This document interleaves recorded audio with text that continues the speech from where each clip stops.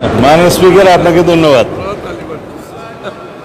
রাত্রি 8:40 প্রায় বিদ্যুৎ মন্ত্রী একটু আগায় আসছিল, অবশ্য নিজে নিজে আগাইতে হয়, বলছে 300 বিধিতে বিদ্যুৎ নাই।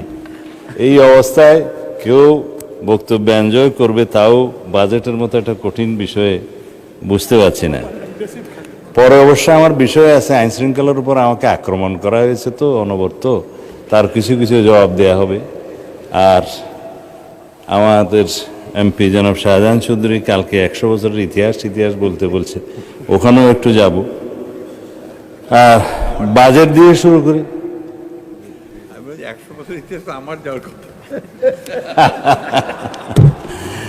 মানে স্পিকার, বৈশ্বিক মহামারী করোনার এবং বেশ কয়েকটি যুদ্ধ, গাজা, সিরিয়া, ইউক্রেন, সব কিছুর পরে একটা ভঙ্গুর বিধ্বস্ত অর্থনৈতিক পরিস্থিতির মধ্যে বাংলাদেশের মানুষ আমাদেরকে 2/3 বেশি আসনে জয়ী করে এই সংসদে পাঠিয়েছে।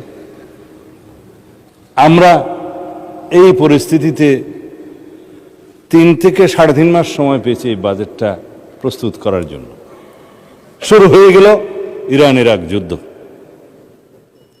ওই সময়ের মধ্যে যে ক্রাইসিসটা আমাদের মাননীয় প্রধানমন্ত্রী তার নির্দেশনায় নেতৃত্বে যেভাবে আমরা মোকাবেলা করেছি, দেশের মানুষের উপরে যাতে কষ্ট না হয়, কৃষকের যাতে কষ্ট না হয়, সেজন্য 14 এপ্রিল পর্যন্ত কোনো